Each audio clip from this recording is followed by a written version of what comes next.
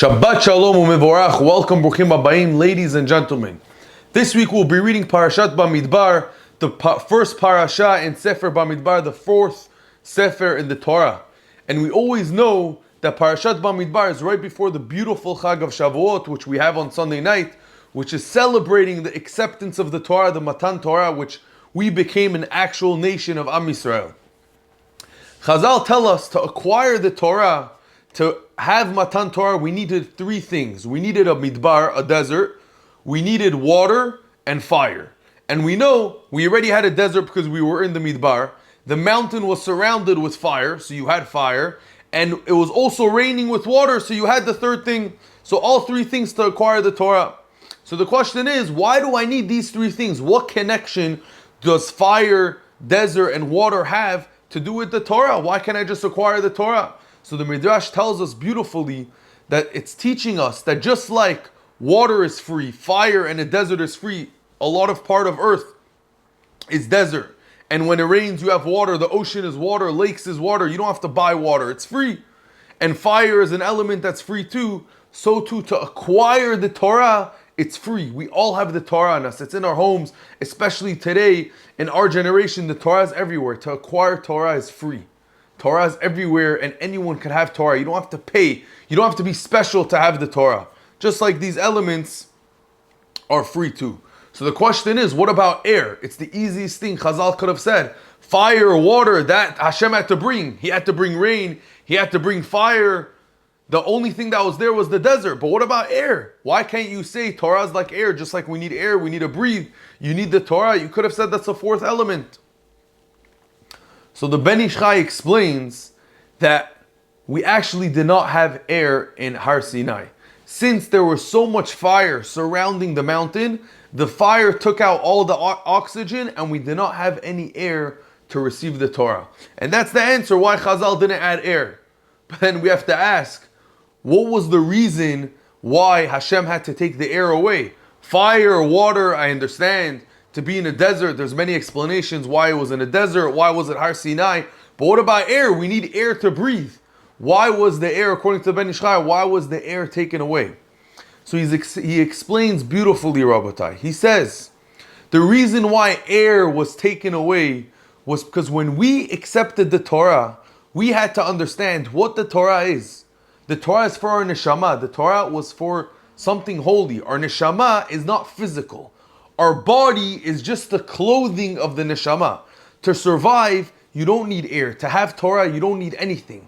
It's pure spirituality. And we need it to be on such a high level that we didn't even have air. And that's why we heard the voice of Hashem. Because our air wasn't blocking the sound waves.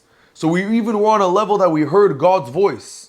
So when we accepted the Torah, Hashem put us on the highest level for us to understand, Rabbotai, what is this Torah Agdosha? What is Shavuot that we're accepting this Torah? Torah is the highest level of purity, the highest level of Gdusha that we have in life. He took the air out of us to show us that our neshama, the only thing our neshama needs to live is Torah. And we know without a neshama, we're just a body. When someone passes away, when someone leaves this world, what leaves? His body stays here. His body stays on earth, but his neshama goes up to Shamayim. His goof stays here, but only his neshama to go to Shamayim. So really what's pumping us blood, what's pumping us air in our body is our neshama. Our body is just covering it up. And we have to realize that what gives the neshama to live, it's the Torah. So that's why in Har Sinai they had fire, water, they had desert, they didn't even have air. But they still were on such a high level to accept the Torah. So this is something we have to realize every single day. We speak about it many times. We have to really believe, Rabbotai. Without the Torah, we are nothing. Without the Torah, we don't have families. We won't have a Am Yisrael. We won't have a nation. We won't even be here without the Torah. We have to understand how important is the Torah. It's not just shurim that rabbis give once a week, twice a week, or maybe we turn on our phone and learn something. The Torah is our whole life. It's the blueprint of our life. How do you live? How you wake up in the morning? How we dress? How we talk to someone else? How do we act in business? How do we act with our friends? This is the Torah that we have. It is our life, Rabbotai. And it's not a spiritual thing to say. Without the Torah, we will be dead. Because we won't know how to live. We won't know how to act. We won't know how to do anything. So we have to realize how powerful the Torah is. What a gift HaKadosh Baruch Hu gave us. Until Matan Torah, we weren't a nation. Now we're a nation of Am Yisrael. Look how powerful our nation is. You know why? Because we have the Torah backing us.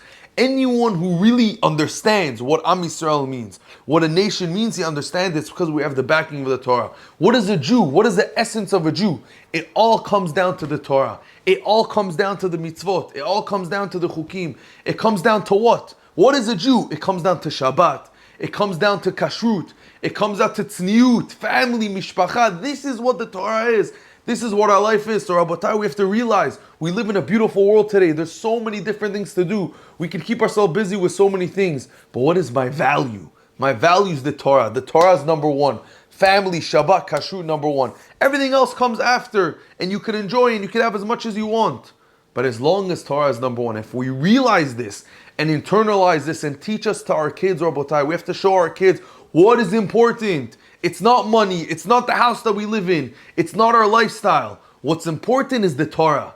After that, we can have whatever we want, all the joy that we want. So Be'ezrat Hashem, if we understand the power of the Torah, we understand what it means to be Am Yisrael, to be Am HaKadosh, we'll see the Geula very soon. Shabbat Shalom and Chag Sameach.